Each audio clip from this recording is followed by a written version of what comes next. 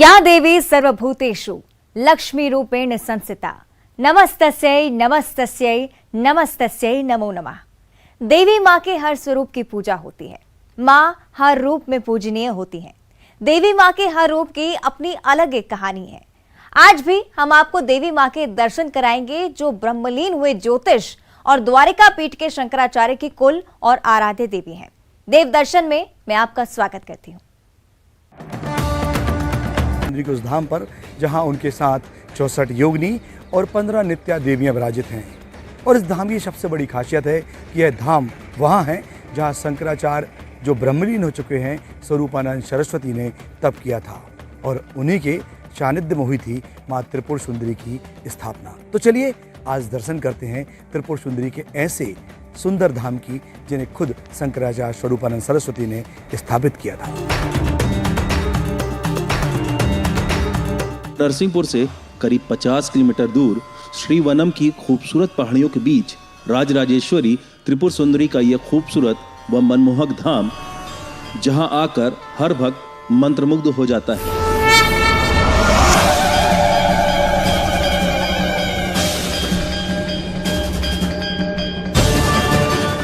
दुनिया में अपने आराध्य की भक्ति के बड़े फल शास्त्रों में वर्णित हैं, पर कहा जाता है कि संसार में माँ त्रिपुर सुंदरी की आराधना ही है जो दो फल एक साथ देती है, भोग और मोक्ष। भगवती की साधना से भोग और मोक्ष दोनों प्राप्त होते हैं। किसी देवता की साधना करेंगे आप तो केवल भोग अकेला प्राप्त होगा, मोक्ष नहीं होगा। और मोक्ष देंगी तो भोग नहीं देंगी। भगवती राजेश्वरी की साधना जो है भोग और मोक्ष दोनों एक साथ प्रदान करती हैं। अब जैसे गया, काशी, अयोध्या और भी भिन्न भिन्न शक्तिपीठ हैं, तो प्राय जितने भी वामन शक्तिपीठ मानी गई हैं श्रीमद् देवी भागवत में, तो वामन विग्रह ही पूरा 64 विग्रह और 16 नित्या और माता राजराजेश्वरी ये सब यहीं विराजमान है। आप लोग भिन्न भिन्न ग्रंथों में इनका वर्णन मिलता है। सिवनी जिले के दिधौरी में जन्मे शंकराचार्य स्वरूपानंद सरस्वती जी ने इसे अपनी तपस्या के लिए चुना और 1982 में इस मंदिर का निर्माण तत्कालीन प्रधानमंत्री इंदिरा गांधी और सभी शंकराचार्य सहित धर्माचार्यों ने किया। देश की प्रधानमंत्री माननीय इंदिरा गांधी जी भी यहाँ पर प्रतिष्ठा समारोह में यहाँ पधारी थी और भी दूसरे संत भी यहाँ पर आए थे देश के। यहाँ पर बड़ा भव्य आयोजन यहाँ हुआ। आप लोग अगर उस समय रहे होंगे 1982 में, तो आप लोगों ने देखा होगा कि यहाँ पर किस तरह का भव्य आयोजन यहाँ हुआ था। शास्त्र चंडी अलग हुई थी और प्रतिष्ठा का यज्ञ अलग हुआ था और बड़ा ऐसा अवसर था कि कल्पना से बाहर था। परमहंसी गंगा आश्रम हमारे गुरुदेव जगतगुरु शंकराचार्य जी महाराज जो अभी अभी ब्रह्मलीन हुए हैं, उनकी तपस्थली है। 25 वर्ष तक यहाँ निवास करके उन्होंने तपस्या की और यहाँ उन्होंने सिद्धेश्वर भगवान के दर्शन किए हैं। भगवती राजराजेश्वरी त्रिपुर सुंदरी की प्रेरणा उन्हें प्राप्त हुई है। जिस स्थान पर प्रेरणा प्राप्त हुई उसी स्थान पर आज उन जगदम्बा का मंदिर स्थित है। हमारे गुरुदेव शिव और शक्ति के उपासक हैं। भगवान शंकराचार्य की परंपरा में चंद्रमौलीश्वर और त्रियंत्र की उपासना होती है, अर्थात शिव और शक्ति की उपासना होती है। यह क्षेत्र पूरा जगदम्बा का क्षेत्र है। महाराज जी ने कई वर्षों तक तपस्या करके इस क्षेत्र को जागृत किया है और वह शक्ति प्राप्त की है कि आज दो पीठों के शंकराचार्य बनकर उन्होंने देश को दिशा बोध दिया है। दक्षिण भारत के अलावा उत्तर भारत में माँ त्रिपुर सुंदरी के दर्शन भक्तों को सुलभ कराने शंकराचार्य स्वरूपानंद सरस्वती जी ने माँ त्रिपुर सुंदरी को यहाँ विराजित किया।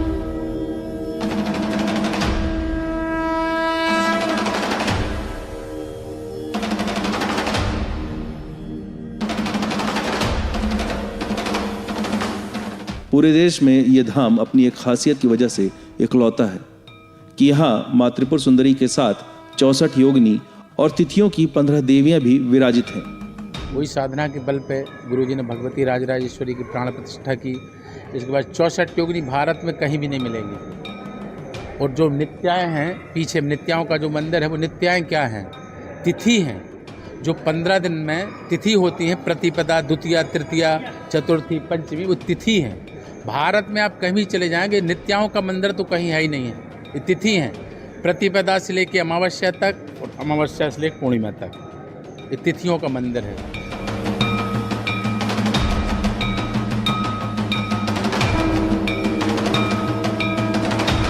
एक ही परकोटे में मां के इतने स्वरूपों का एक साथ दर्शन पाकर भक्त अपनी भावनाओं और मनवांछित फलों को पाने भक्ति और आराधना में खो जाते हैं।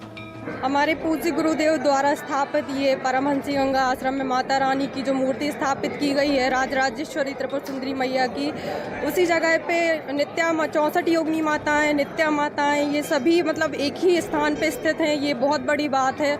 ऐसा धाम मध्य प्रदेश में, भारतवर्ष में कहीं नहीं है। मतलब हम लोग के लिए तो बहुत बड़ी बात है। हम लोग सब मतलब जैसे कोई भी त्यौहार होता है, कुछ भी होता है, तो हम लोग यहीं आते हैं माता रानी के दर्शन करने के लिए। मतलब बहुत आनंद की अनुभूति होती है।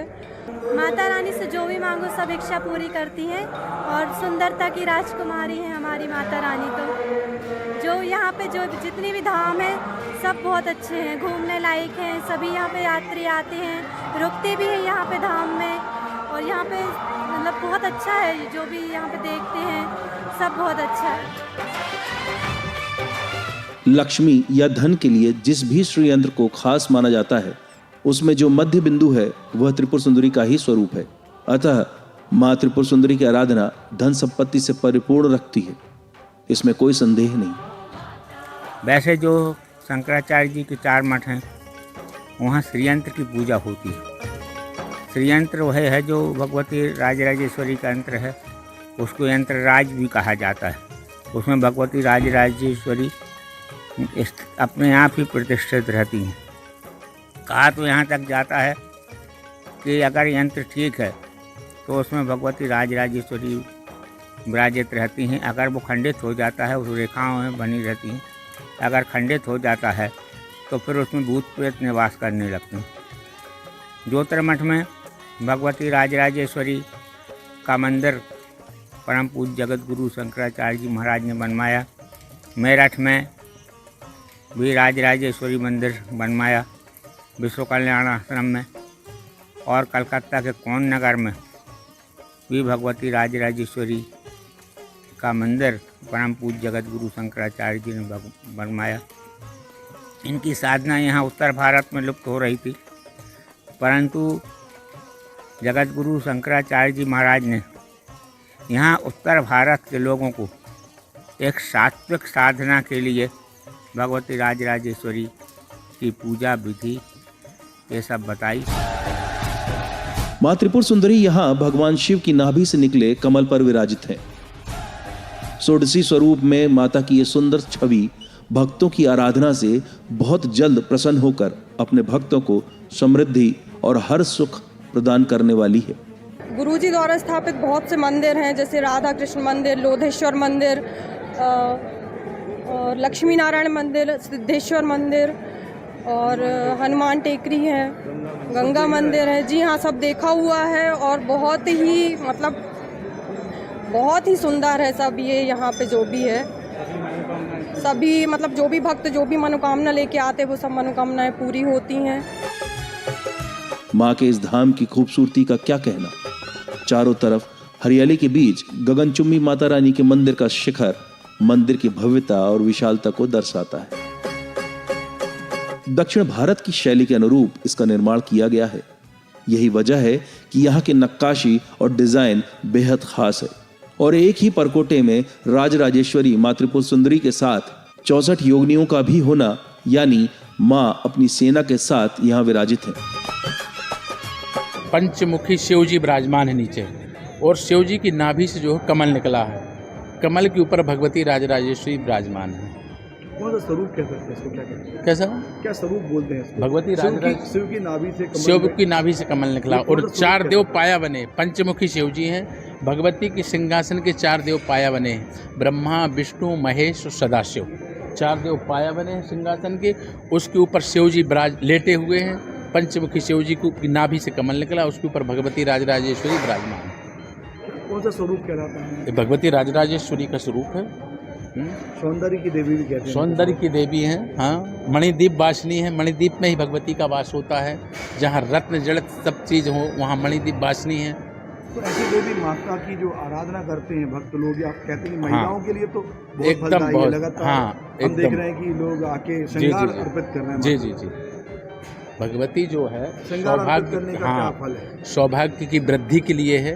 लोग चूड़ी चढ़ाते, श्रृंगार चढ़ाते, साड़ी चढ़ाते हैं। श्री की ऐश्वर्य के लिए भगवती की जो है श्री की वृद्धि होती है और सौभाग्य की प्राप्ति होती है। यहाँ रुक रहे एक छोटे से ब्रेक के लिए, जल्द हाजिर। सीएम शिवराज सिंह चौहान पहुंचे नमो ग्लोबल पार्क, प्रवासी भारतीयों के साथ किया पौधारोपण। सीएम ने लगाया रुद्राक्ष का पौधा। राष्ट्रपति द्रौपदी मुर्मू के आगमन से पहले धर्मेंद्र प्रधान और नरोत्तम मिश्रा पहुंचे आयोजन स्थल, तैयारियों का लिया जायजा। सम्मेलन के आखिरी दिन देखा प्रवासी भारतीयों का जोश, देशभक्ति से ओत-प्रोत गीत गाए, भारत वापस लौटने की जताई इच्छा। विदेश मंत्री एस जयशंकर पहुंचे उज्जैन, महाकाल की भस्म आरती में हुए शामिल। महाकाल लोक का भी किया दौरा। बुरहानपुर के रहने वाले अमित लाठ आज होंगे सम्मानित। इंदौर के प्रवासी भारतीय सम्मेलन में दिया जाएगा सम्मान। विदेशों में लॉजिस्टिक हब और टेक्सटाइल में हासिल किया मुकाम। इंदौर में चल रहे प्रवासी सम्मेलन में डेलीगेट्स के लिए योगा सेशन की विशेष सुविधा व्यवस्था से डेलीगेट्स काफी खुश। 2023 विधानसभा चुनाव की तैयारियों में जुटी बीजेपी अपने मीडिया विभाग को देगा ट्रेनिंग। रायसेन में 10 जनवरी को होगा ट्रेनिंग सेशन।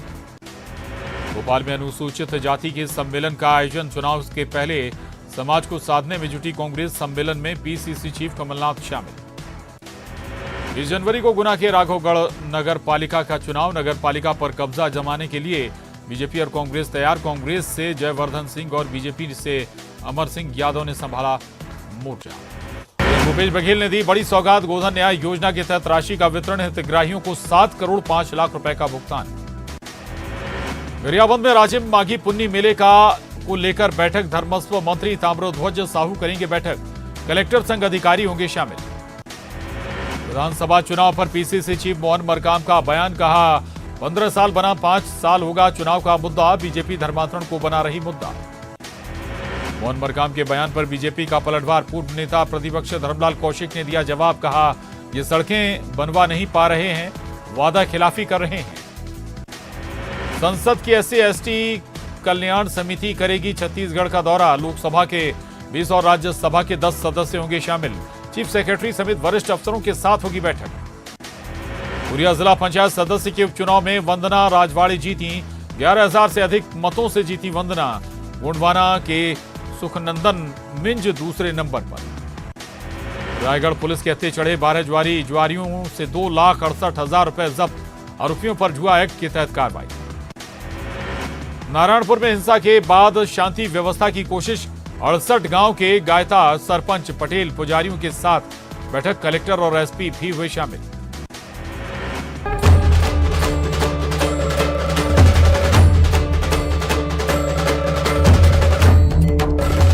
ब्रेक के बाद आपका स्वागत है।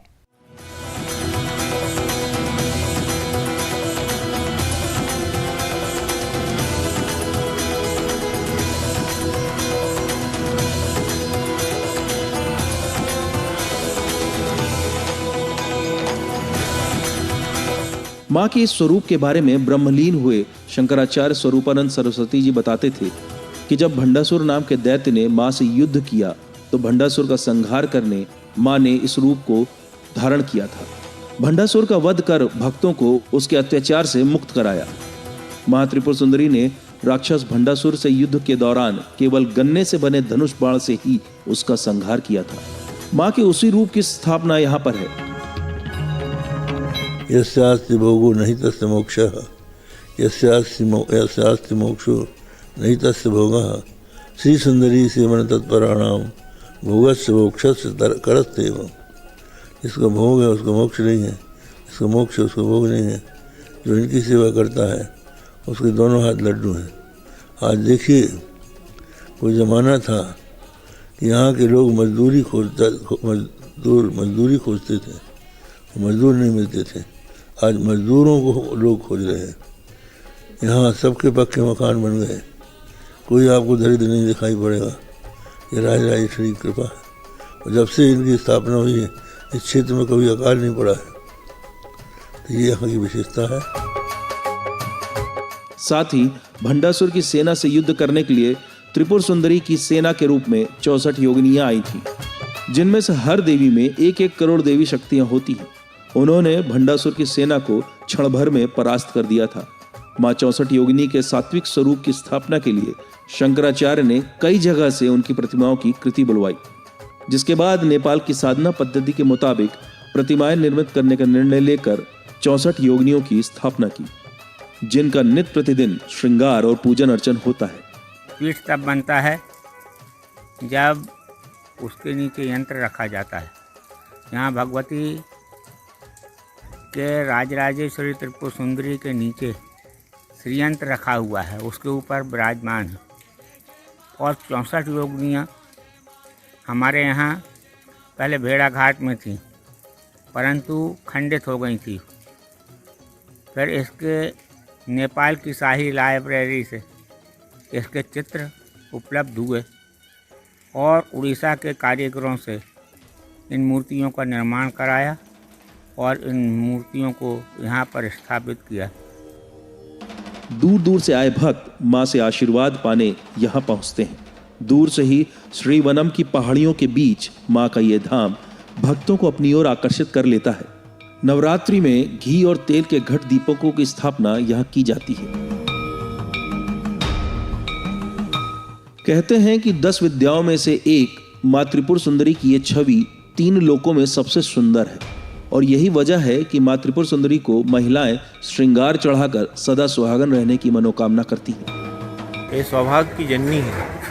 जो भी महिला भगवती से वर प्राप्त करना चाहती है वो इनकी आराधना करे। भगवती का शुक्रवार का व्रत भी है, उसके करने से भी वर की प्राप्ति हो जाती है और जो भी हमारे अभिष्ट काम हैं वो सब पूर्ण हो जाते हैं। दिन में 4 पहर में मां का श्रृंगार, आराधना और आरती होती है। उनके ठीक सामने 2 श्रीयंत्र स्थापित हैं, जहां भक्त पूजन अर्चन कर आशीर्वाद लेते हैं। श्रीयंत्र में भगवती की पूरी पूजन होती है, उसी में विशेष पूजन भी होती है। 64 उपचार भी भगवती का श्री चक्र में ही चढ़ाया जाता है और श्रीयंत्र से ही भगवती की पूजन करने का फल मिल जाता है। इसलिए श्री चक्र की ही अंदर भी जो विशेष पूजन है वो श्री चक्र में ही होती है। और यहाँ बाहर भगवती का अर्चन होता है, फूल से भी होता है, किशमिश से भी होता है, अक्षत से होता है, रोली से होता है। जो जिसकी जो कामना है वो पूर्ण हो जाती है। एक मंत्र है, सिंदूरारुण विग्रहम त्रिणेनाम माणिक्यमौलिस्फुरत् तारानायक शेखराम स्मृतिं मापि वक्षोरहम पाणिभ्यां मणिपूर्ण चषकम रक्तोत्पलम विभ्रतिम सौम्याम रत्नघटसत्ताम ध्यायेत् पराम्बिका। ये माँ भवानी का मूल मंत्र है। इससे माँ भवानी की आराधना पूजन करने से ये कल्पवृक्ष मानी जाती हैं। यहाँ कल्पना मात्र करने से ही अपनी कल्पनाओं को साकार रूप मिल जाता है। माँ भवानी पूरी मनोकामनाओं को पूर्ण करती हैं और यहाँ का सुंदर का बखान तो शायद ही कोई कर पाएगा, क्योंकि यहाँ इतनी सुंदर यहाँ दृश्य है कि लोग यहाँ आते ही मंत्रमुग्ध हो जाते हैं। और सब लोग यहाँ मतलब आते हैं और दर्शनार्थी आते हैं। रोज़ माँ भवानी की दिव्य आरती होती है। श्रीयंत्र के बारे में भी कहा जाता है कि अखंड श्रीयंत्र में मां त्रिपुर सुंदरी विराजित होती हैं और खंडित श्रीयंत्र को रखने का दोष बताया गया है। राजराजेश्वरी त्रिपुर सुंदरी के इस धाम में लोधेश्वर महादेव, राधा कृष्ण मंदिर, हनुमान टेकरी सहित कई मंदिर स्थापित हैं और अब शंकराचार्य स्वरूपानंद सरस्वती की समाधि भी यहाँ पर है। तो ये श्रीवनम की पहाड़ियाँ हैं जो कई प्रकार के रहस्यों को इसमें समेटे हुए हैं और यही वजह है कि मां त्रिपुर सुंदरी का अनुपम धाम भी यहाँ शंकराचार्य स्वरूपानंद सरस्वती जी ने बनवाया और अब उनकी समाधि के उन माता रानी के दरबार के बिल्कुल करीब बनाई गई है। अब लोग माता रानी की आराधना तो करेंगे ही, उसके बाद गुरु जी के जो समाधि स्थल है उसका भी दर्शन कर पाएंगे। तो अपने आप में ये धाम बेहद खास है, कई प्रकार के रहस्य समेटे हुए हैं और यही खासियत है इस राजराजेश्वरी त्रिपुर सुंदरी धाम की। तो इस धाम में एक बार आकर आप ईश्वर के कई स्वरूप और ऊर्जा को यहाँ जीवंतता के साथ पा सकते हैं। इस धाम में माँ की आराधना फूल, फल और सात्विक तरह से की जाती है। किसी तरह से यहाँ वध आदि की परंपरा नहीं है। भगवती राजराजेश्वरी की एकदम सात्विक पद्धति है। सात्विक रूप से इनकी पूजा की जाती है और सात्विक रूप से ही सारे इसके साधन होते हैं और भगवती को मात्र दर्शन करने से प्रसन्न हो जाती हैं। एक बार दर्शन आदमी कर ले तो उसको सारा ऐश्वर्य भगवती राजराजेश्वरी माता प्रदान करती है। ये इसकी विशेषता है। यहाँ किसी तरह की बलिदान या कोई इस तरह की बात नहीं होती, क्योंकि कई जगह ऐसे स्थान थे जहाँ पर बिना बलि चढ़ाए कुछ होता नहीं था। अब नेपाल में ही देखिए कई जगह मंदिरों में जहाँ कहीं भी बलि प्रथा चलती है, परंतु अपने यहाँ इस तरह की कोई बात नहीं है। यहाँ सात्विक साधना ही होती है। यहाँ उनको जो भोग लगता है वो भी सात्विक होता है और फलों से उनका श्रृंगार होता है, चूड़ियों से श्रृंगार होता है, वस्त्रों से श्रृंगार होता है और यहाँ फूलों से श्रृंगार होता है। एक अलौकिक ही इनकी पूजा पद्धति है। माँ के इस मनमोहक स्वरूप के दर्शन कर आप अपने मनवांछित फल पा सकते हैं। साधना के इस अनुपम केंद्र पर माँ की आराधना करने भक्तों की आस्था देश और देश के बाहर भी उमड़ रही है। यहाँ पहुंचने के लिए जबलपुर हवाई अड्डा सबसे पास है। वहीं श्रीधाम रेलवे स्टेशन से महज 18 किलोमीटर दूरी पर स्थित है माँ त्रिपुर सुंदरी का यह धाम। सड़क मार्ग से अगर माँ के दर्शन को आना है तो जबलपुर से 70 और नरसिंहपुर से 50 किलोमीटर की दूरी तय कर यहाँ पहुंचा जा सकता है। 2 पीठों के शंकराचार्य रहे शंकराचार्य स्वरूपानंद सरस्वती अब ब्रह्मलीन हो चुके हैं, लेकिन उन्होंने श्रीवनम की इन पहाड़ियों को ही अपनी तपस्थली के रूप में चुना। सिवनी जिले के दिघोरी में जन्म लेने के बाद शंकराचार्य नरसिंहपुर के इस धाम पर आए, इस पहाड़ी पर आए। तब यहाँ बहुत बड़ा जंगल हुआ करता था और उन्होंने यहाँ पर तप किया और उसके बाद उन्होंने ही इस धाम को चुना माँ त्रिपुर सुंदरी के पवित्र धाम को स्थापित करने के लिए। और वह दिन इस जगह के लिए गौरवशाली रहा जब यहाँ विराजी माँ त्रिपुर सुंदरी की वह छवि जिसे आज राज राजेश्वरी त्रिपुर सुंदरी के रूप में जाना जाता है। देव दर्शन में आज इतना ही। आशा है कि आप स्वस्थ और सुरक्षित रहेंगे। माँ आपकी हर मनोकामना पूरी करेंगी। आगे भी हम आपको प्रदेश के सुविख्यात मंदिरों के दर्शन कराते रहेंगे। आप देखते रहिए न्यूज़ 18 मध्य प्रदेश छत्तीसगढ़।